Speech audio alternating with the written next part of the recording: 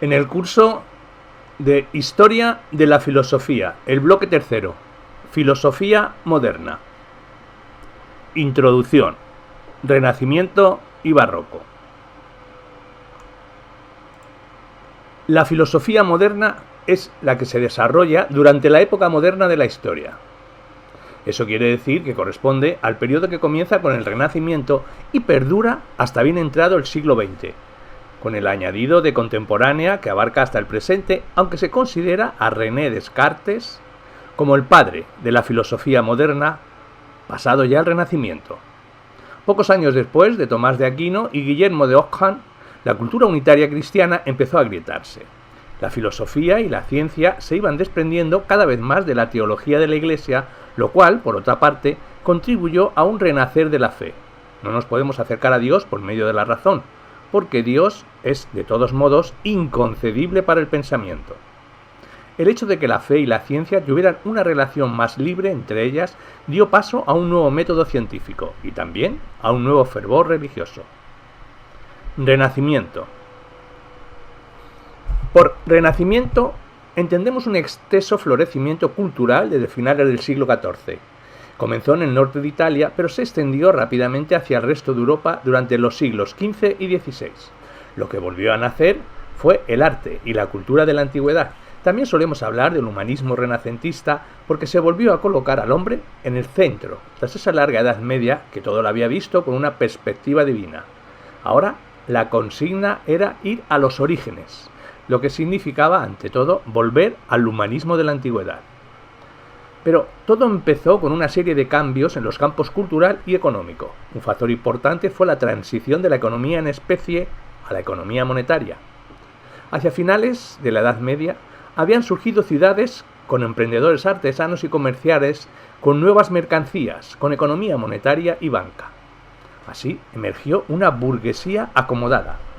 Las necesidades vitales se convirtieron en algo que se podía comprar con dinero. Esta evolución favorecía la dedicación, la imaginación y la capacidad creativa del individuo, que se vio enfrentado a unas exigencias completamente nuevas. De esa manera, los burgueses del Renacimiento comenzaron a emanciparse de los señores feudales y del poder de la Iglesia.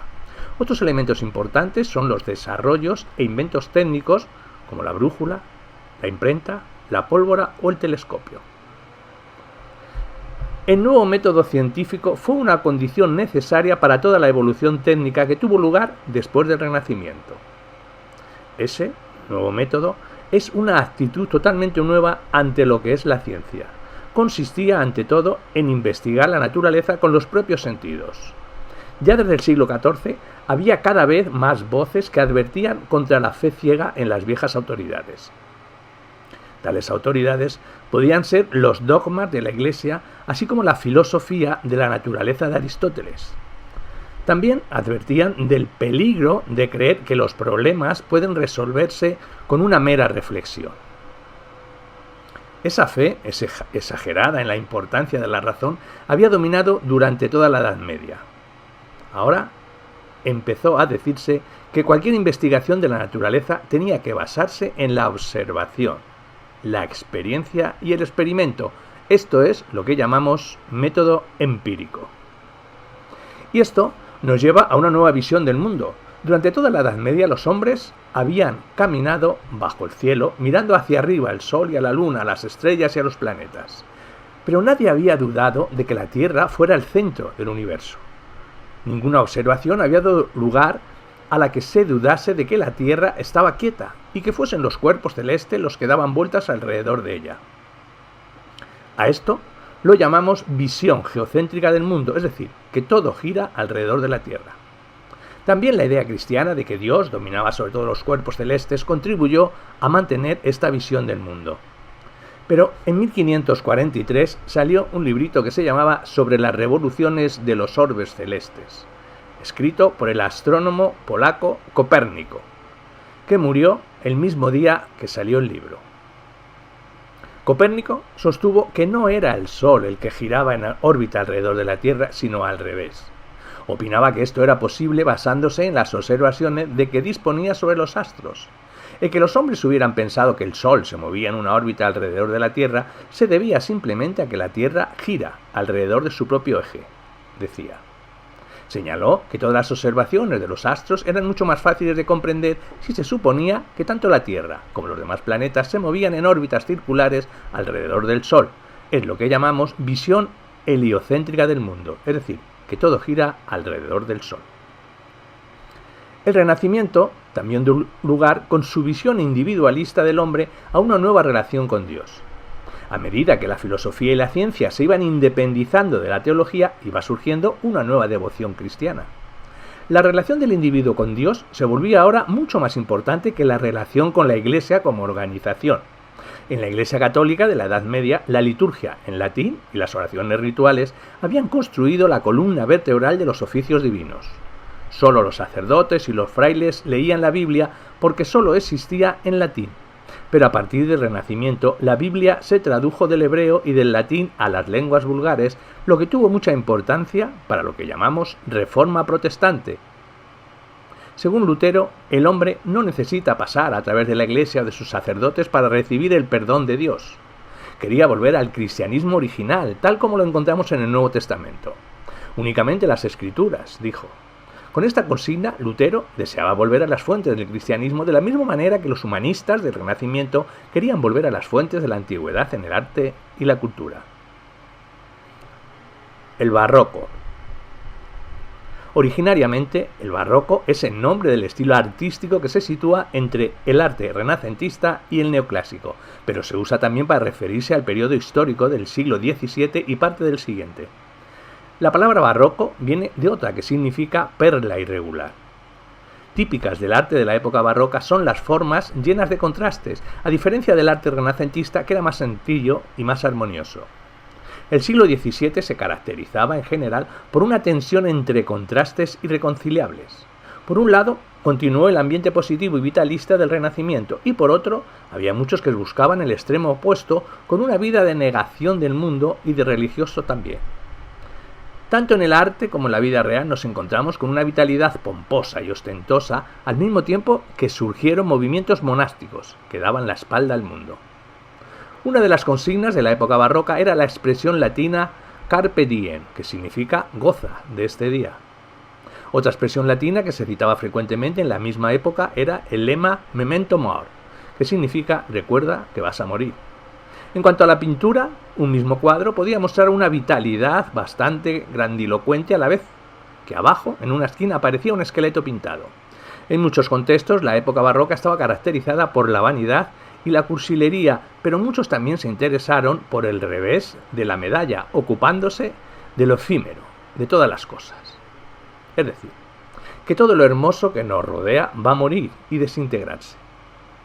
También, políticamente, el barroco fue la época de los grandes contrastes. En primer lugar, Europa estaba traumatizada por las guerras, especialmente la Guerra de los 30 años que arrasó el continente desde 1618 a 1648. En gran medida fue una lucha entre protestantes y católicos, pero también se trataba de poder político. Fue muy perjudicial para Alemania, mientras que Francia empezó a ser la potencia dominante en Europa. Por lo demás, el siglo XVII estaba caracterizado por grandes diferencias de clase.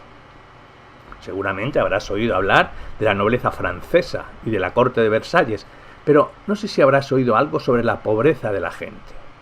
Se ha dicho que la situación política de la época barroca puede compararse con el arte y la arquitectura de la época.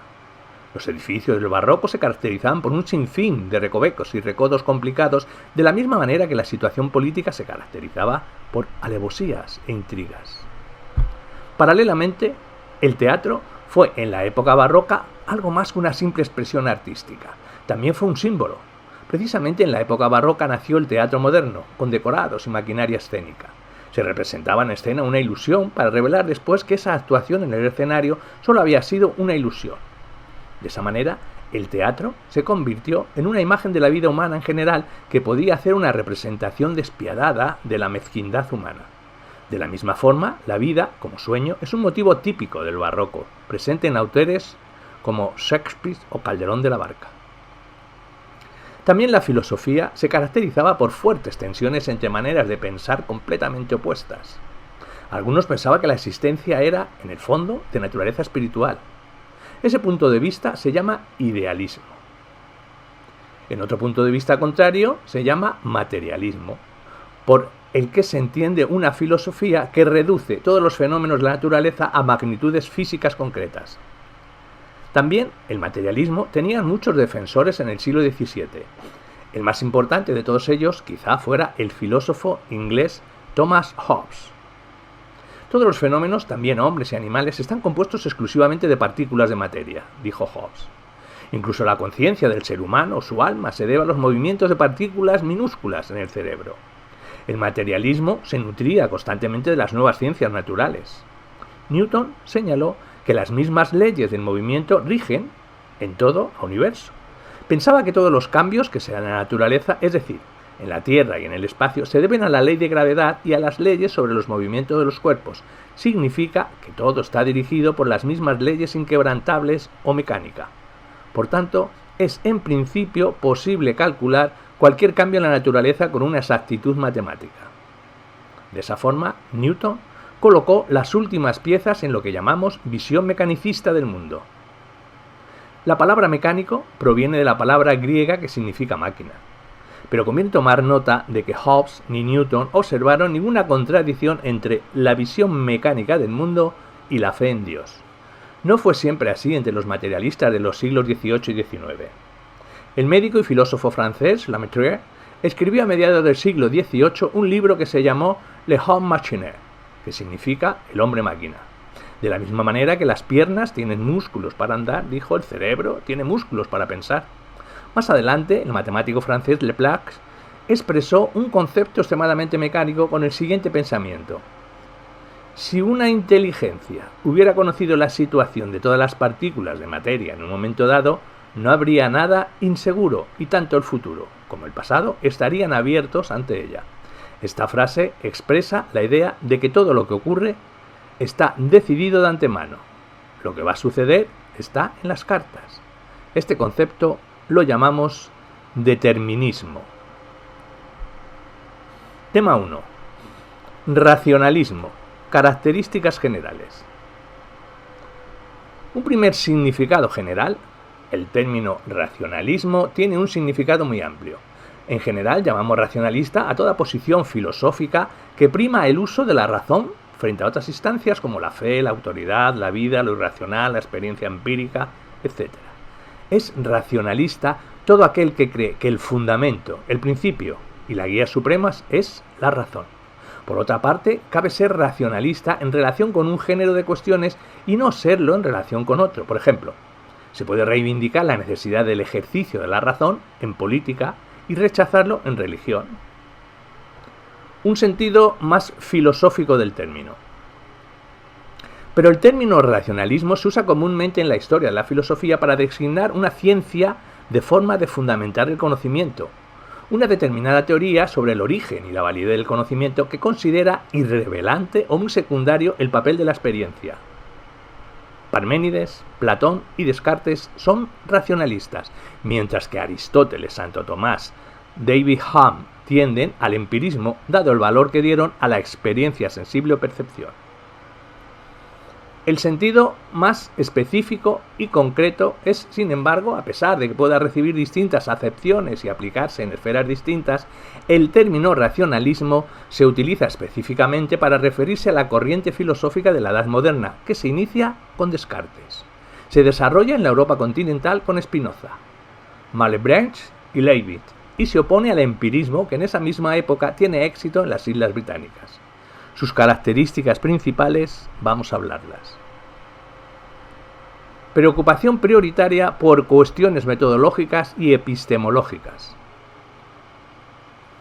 Los filósofos modernos tienden a pensar que durante muchos siglos los seres humanos hemos ido acumulando conocimientos y mezclándonos con creencias no demostradas.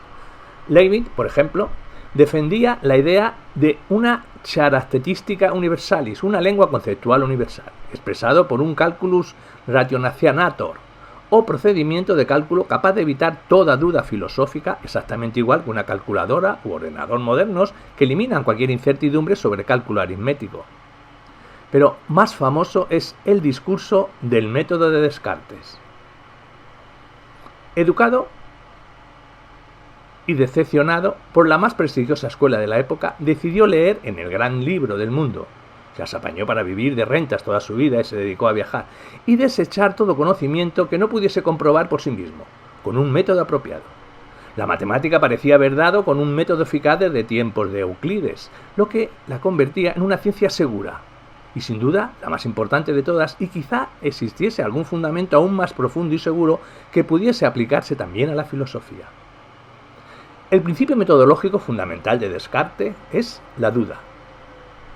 No es la duda del escéptico, de quien declara imposible la certeza, sino una duda metodológica, un intento de hallar la verdad por el procedimiento del supuesto todo, por principio, falso, de no dar nada por supuesto, de someterlo todo a la razón y ver si subsiste alguna verdad segura, pero hacerlo de acuerdo con unas reglas sencillas.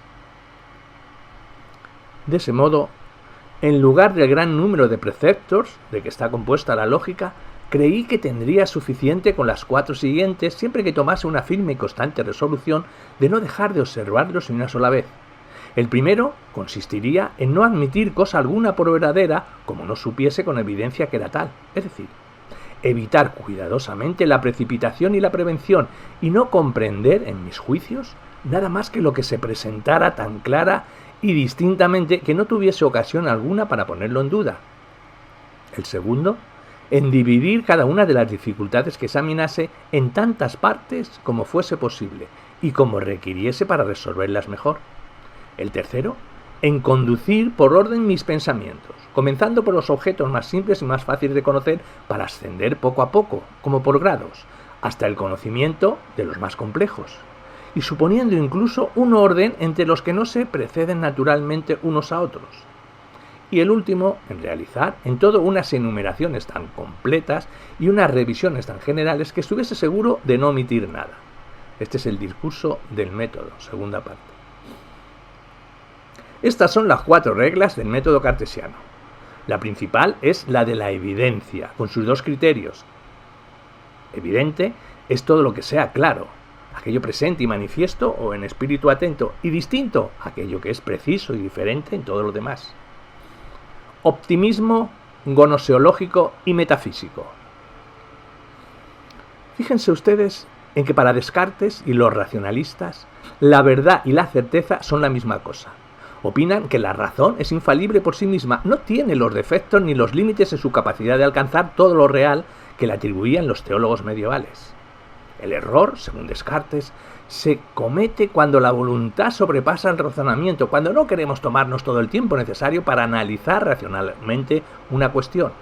Leibniz incluso añadía que vivimos en el mejor de los mundos posibles que podría haber creado Dios. El conocimiento puede ser construido deductivamente a partir de unos primeros principios. Como consecuencia de ese doble optimismo mencionado, Descartes se propone un ambicioso proyecto. Se trata de encontrar al menos una verdad incontrovertible y que no puede ponerse en duda. La idea es, después de deducir todas las demás verdades, de forma que el conocimiento quede definitivamente fundamentado. Las 4 reglas indicadas son suficientes para cualquier rama del conocimiento. Sin embargo, en el ámbito de la metafísica o filosofía primera y la búsqueda de este primer principio, Descartes introduce precauciones metodológicas adicionales, que hagan aún más sólida la duda de la que se habló antes, hasta el punto de que ha sido denominada duda hiperbólica, fingidamente excesiva para dotar de la máxima credibilidad a sus resultados. Punto 1. Dudaremos en primer lugar de las verdades transmitidas por la tradición o amparadas en la autoridad, que eran la norma en la Edad Media. Y punto 2. Dudaremos a continuación de lo que nos reporten los sentidos. El papel secundario o irrelevante de la experiencia es un rasgo fundamental del racionalismo. Leibniz, por ejemplo, los considera únicamente como una ocasión para que se actualicen o manifiesten las ideas innatas, y Descartes simplemente los desecha como fuente del conocimiento porque es obvio que existen las ilusiones y los errores perceptivos, por lo que no conviene fiarse nunca por entero de quien nos ha engañado una vez. También dudaremos incluso de los pensamientos en general de cualquier tipo, porque su certeza no es absoluta. En efecto, resulta imposible distinguir la vigilia del sueño, Recuerden que esto es un motivo frecuente en el barroco. Y en los sueños suceden cosas absolutamente inverosímiles que no se ven como tales hasta que despertamos, incluidos nuestros razonamientos. ¿No podríamos estar inmersos ahora mismo en un sueño? Es poco probable, cierto, pero no olviden que estamos buscando la certeza absoluta. Es más, Descartes propone la conocida hipótesis del genio maligno y dice: supondré, pues, no que Dios, que es la bondad suma y la fuente suprema de la verdad, me engaña, sino que cierto genio o espíritu maligno, no menos astuto y burlador que poderoso, ha puesto su industria toda en engañarme. Pensaré que el cielo, el aire, la tierra, los colores, las figuras, los sonidos y todas las demás cosas exteriores no son sino ilusiones y engaños de que hace uso como cebos para captar mi credulidad. Me consideraré a mí mismo como sin manos, sin ojos, sin carne, sin sangre. Creeré que sin tener sentidos doy falsamente crédito a todas esas cosas. Permaneceré obstinadamente adicto a ese pensamiento, y si por tales medios no llega a poder conocer una verdad, por lo menos en mi mano está el suspender el juicio. ¿Es o no es hiperbólica la duda? Y aún más, finjamos que existe no ya un genio maligno, sino un Deus Deceptor, un Dios todopoderoso, pero engañador, que me hace creer, por ejemplo, que razono correctamente cuando calculo la suma de 2 más 2 y la igualo a 4. ¿Hay alguna verdad que pueda establecerse en un escenario que duda tan brutal? Pues sí, señores, hela aquí. Cogito ergo sum. Pienso, luego existo. Piénsenlo ustedes. Aunque me engañe o me equivoque acerca de todo, no hay duda de que existo. Si no, no podría engañarme. No, quizá como yo me veo, como percibo, como soy capaz de imaginarse, pero el mero hecho de la duda exige la existencia de una cosa pensante, de una res cogitans. Hemos empezado por la duda absoluta y hemos descubierto una verdad absoluta. De lo que se trata ahora es de deducir todas las demás verdades a partir de aquí, ayudados por las reglas del método. Hemos descubierto la existencia de la sustancia pensando aplicando la regla de la evidencia. Apliquemos ahora las otras 3 o acometamos un análisis de las ideas. Desde Descartes se llama idea a cualquier contenido de la mente, una noción, un sonido, un color, un dolor. Práctica común no solo del racionalismo, sino de toda la filosofía moderna. En las 3 cogitans hay 3 tipos de ideas. Unas, las ideas innatas, que parecen haber nacido conmigo, como por ejemplo el propio cogito, que he descubierto sin salir de mí mismo. Otras, adventicias, que parecen provenir de alguna fuente externa, como un color o una imagen. Otras, en fin, las facticias, que son producto de la actividad misma de la mente, como la idea de unicornio, que parece haber sido fabricada por la mente a partir de otras 2 advertencias, la de cuerno y la de caballo. Consideremos la idea de Dios como ser infinito. En efecto, es otro rasgo esencial de racionalismo, el reconocimiento de la existencia e importancia filosófica de Dios. ¿De qué tipo de idea se trata? No es advertencia, no se percibe, pero tampoco puede ser facticia. Dado que yo soy un ser finito y limitado, no puedo haberla creado yo mismo, puesto que si fuese capaz de crear la perfección, me habría dotado a mí mismo de esas perfecciones que soy capaz de imaginar y que forman parte de la idea de Dios. Se trata, pues, de una idea innata, y solo el propio Dios podría ser autor de esa idea. Es otra característica del racionalismo, la creencia de que existen ideas innatas. Descartes mantiene que además de estas son innatas todas las ideas de esencias eternas, como la idea del triángulo. Lewin creía que toda la matemática es innata. Descartes, como muchos filósofos racionalistas, recurre también al denominado argumento ontológico que ya enunció San Anselmo en la Edad Media, a la esencia, al concepto de Dios que pertenece su existencia de la misma forma que al del triángulo le pertenece la de sus ángulos que sumen 2 rectos. De modo que existe la res perfectísima, el ser absolutamente perfecto. Como es perfecto, argumenta Descartes, no puede permitir que mi mente se engañe cuando utiliza bien su razón. Tiene que haber seres exteriores que respondan a las numerosas ideas adventicias que contiene la res cogitans. De nuevo, quizá no exactamente como sugieren los sentidos, ya sabemos que no son fiables, pero sería incompatible con la bondad divina el que sus criaturas estuviesen permanentemente en el engaño de creer que existe el mundo externo sin que fuera cierto. Apliquemos el método. La única propiedad evidente del mundo material es que ocupa espacio, a diferencia de la mente, cuya propiedad no es ocupar un espacio, sino pensar. En otras palabras, debe existir también una res extensa o material. ¿Se dan cuenta del procedimiento deductivo de la fundamentación cartesiana de la realidad? Es el estilo propio del racionalismo. Mecanicismo. Es una doctrina filosófica para la cual la realidad puede explicarse a partir de la causalidad eficiente, es decir, sin referencia a ningún fin o propósito. Generalmente el mecanicismo intenta explicar la realidad en términos de materia en movimiento, aunque también podemos encontrar teorías filosóficas que, si considerara la mente en términos materialistas, dan de esta explicaciones mecanicistas, como ocurre en gran medida con las leyes de la asociación de Ohm. 2. Son los elementos característicos del mecanicismo moderno. 1. La distinción entre cualidades primarias y cualidades secundarias. Las cualidades secundarias son los colores, sonidos y sabores, y son subjetivos, no son rasgos de las cosas, sino meros efectos de ciertas combinaciones de materia sobre nuestras mentes. Las cualidades primarias son las cualidades objetivas, las cualidades que realmente poseen las cosas, figura, número, tamaño, movimiento. Esta clasificación la introduce Galileo y será aceptada por Locke y Descartes. Y el punto 2, el rechazo de la causalidad final. Las explicaciones aristotélicas del mundo natural consideraban imprescindible la referencia a la causalidad eficiente para la explicación del mundo natural, pero también a la causalidad final y a la causa formal. Las explicaciones mecanicistas rechazan la causa final y de la causa formal solo aceptan las formas matemáticas, bien geométricas como la figura, bien otras puramente cuantitativas como el tamaño, la cantidad y el movimiento. El mecanicismo es propio de la filosofía moderna en general, pero tiene mayor afinidad con el racionalismo.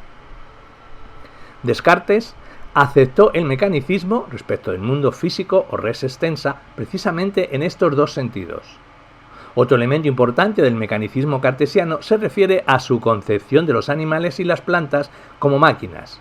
Los animales no tienen mente y pueden ser explicados en términos de materia en movimiento, mecánicamente, exactamente como los autómatas. En el hombre hay que distinguir aquella conducta que depende exclusivamente del cuerpo, procesos físicos como la respiración, la digestión, la circulación de la sangre, y que puede explicarse mecánicamente de aquella conducta que depende de nuestra mente, como el lenguaje y la ciencia, y que nunca podrá explicarse en términos de materia en movimiento, es decir, mecánicamente. El sustancialismo. Todo el racionalismo defiende la existencia objetiva de las tres sustancias mencionadas, espíritu, materia y Dios, aunque por definición la sustancia permanente fuera del alcance de los sentidos. Precisamente por esta razón, los empiristas someterán a crítica creciente la misma noción de sustancia. La relación alma-cuerpo. Además de la certeza de nuestro conocimiento, el segundo problema esencial del proyecto cartesiano es el de las relaciones entre el alma y el cuerpo, o entre la mente y el cerebro, diríamos ahora en terminología más moderna. Las dos sustancias, pensamiento y extensión, son radicalmente distintas, pero parecen coordinarse admirablemente en el caso del ser humano. ¿Se dan cuenta del problema? Descartes pensó que una parte del cerebro, denominada glándula pineal, y de la que todavía hoy no conocemos completo su función, es el punto de interacción entre el alma y el cuerpo, que se alternan constantemente en este órgano. Otros racionalistas, como Leibniz y Malebranche, también se dieron cuenta del problema y ensayaron sus soluciones. Solo un racionalista peculiar, denominado Spinoza, se vio libre del problema. No era dualista, sino monista. Cierta preferencia por la teoría sobre la praxis. Aunque un libro famoso de Spinoza tenía por título Ética, y Levin dedicó notables esfuerzos a temas políticos como una primera idea de una especie de la ONU internacional bastante antes de la nuestra, en general los racionalistas se sienten más a gusto en temas metafísicos y gnoseológicos que en asuntos éticos o políticos, precisamente al contrario que el empirismo.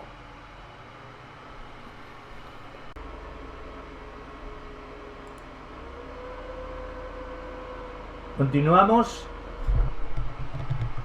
en la UNED, en Historia de la Filosofía, en el bloque tercero, Filosofía Moderna. En el tema 2, Empirismo, características generales. Al igual que ocurre con el término racionalismo, por empirismo entendemos al menos dos cosas relacionadas pero distintas. Por una parte se refiere a la corriente filosófica que, entre otras cosas, atribuye una importancia decisiva, aunque no suficiente, a la experiencia, a los sentidos, en el proceso del conocimiento. En este sentido podemos citar, tras algunos precedentes presocráticos, a Aristóteles y a Tomás de Aquino, pero por empirismo, con mayúscula, nos referimos a una corriente específica de la era moderna, inmediatamente posterior al racionalismo moderno y crítico con él, representado por tres filósofos británicos: el inglés John Locke, el irlandés George Berkeley y el escocés David Hume, razón por la cual sabemos hablar de racionalismo continental frente al empirismo anglosajón. Sin embargo, los empiristas conservan mucho de los objetivos y de los conceptos del racionalismo. Por lo pronto, unos y otros parten siempre de un análisis de las ideas, entendiendo por idea cualquier contenido de la mente, así como una intensa preocupación por la fundamentación rigurosa de nuestro conocimiento, para lo que es necesario poner a punto un método fiable. Pero los resultados acaban siendo diametralmente opuestos. La cosa comienza con la negación de las ideas innatas, por parte de John Locke. En un rasgo típico de la filosofía británica, es cuestión de aplicar el sentido común. Si existiesen ideas innatas, ya hace tiempo que los hombres nos habríamos puesto de acuerdo en unas cuantas nociones básicas, cosa que obviamente está lejos de ser cierta más allá de las matemáticas o la lógica. Analizando las ideas de la mente, no encontramos ninguna cuya existencia solo pueda explicarse suponiéndolas innatas. Este es el análisis que hace Locke, desde el punto de vista de su composición, y que existen ideas simples, como el color verde, por ejemplo, y otras compuestas, como la idea de manzana, que incluye otras como el color, olor, sabor, característico de esta fruta. Desde el punto de vista de su origen, hay ideas de sensación, que proceden de los sentidos, el color verde, o la que obtenemos cuando le damos un mordisco a la manzana, por ejemplo. E ideas de reflexión, que son una elaboración mental, por ejemplo, cuando recuerdo una sensación.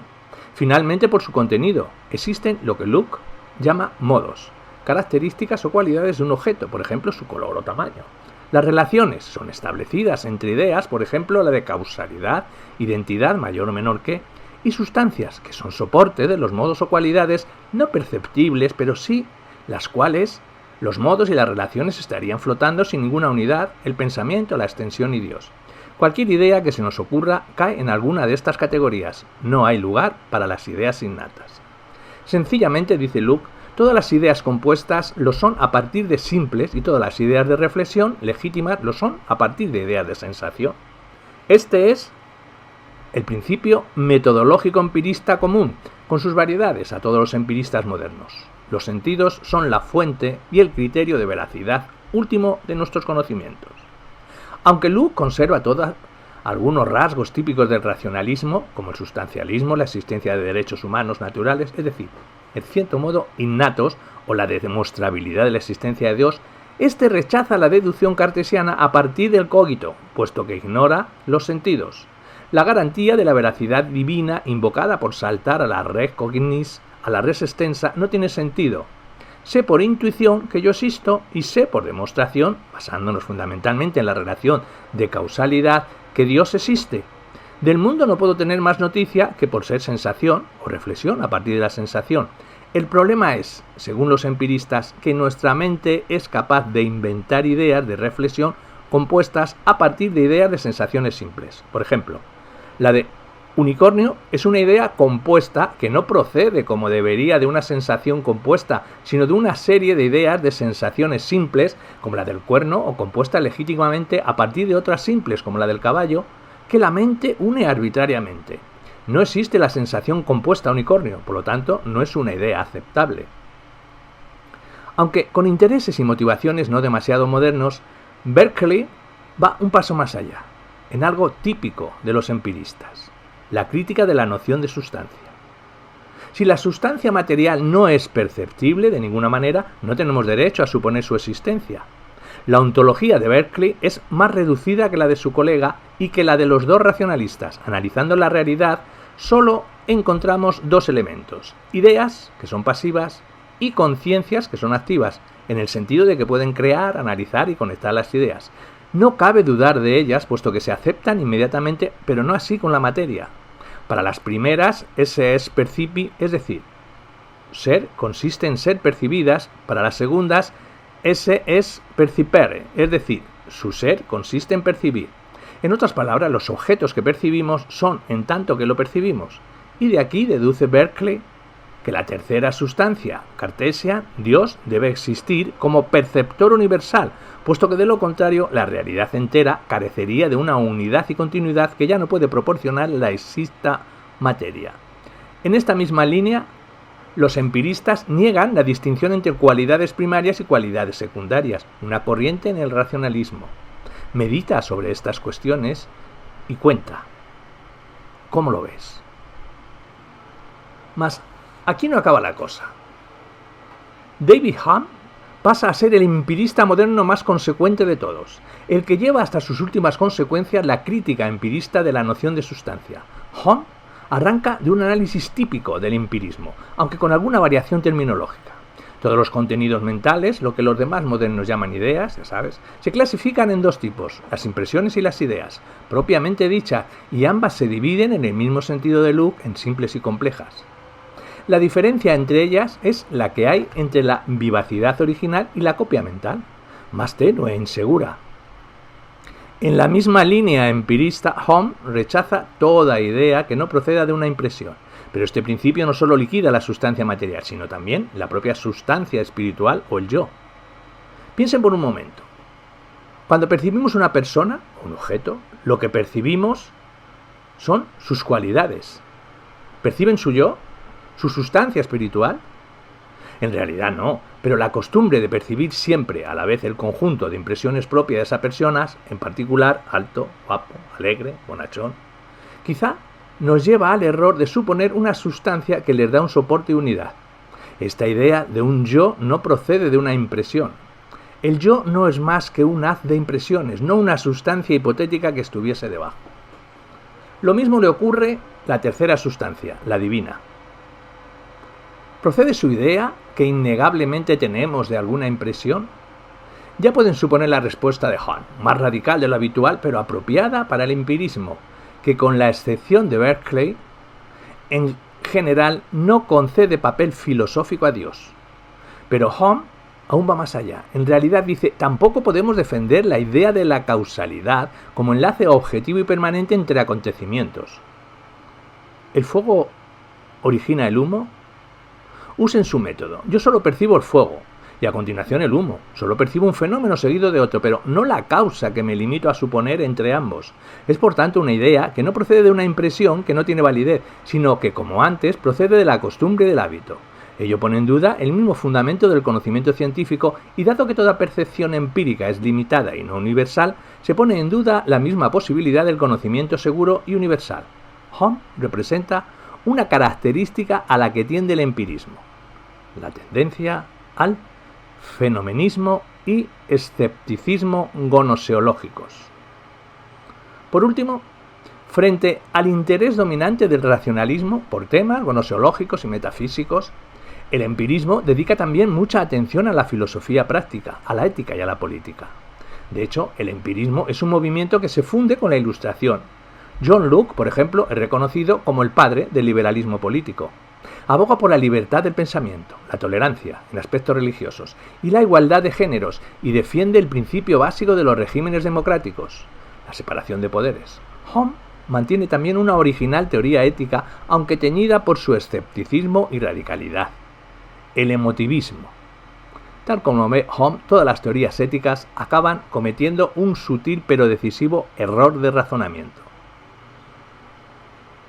En todo sistema de moralidad que hasta ahora he encontrado, siempre he notado que el autor procede por algún tiempo en los modos ordinarios de razonamiento y establece la existencia de Dios o hace observaciones concernientes a los asuntos humanos, cuando de pronto me veo sorprendido de encontrar que en vez de los enlaces usuales de las proposiciones, es y no es, no hay ninguna proposición que no esté enlazada con un debe o un no debe.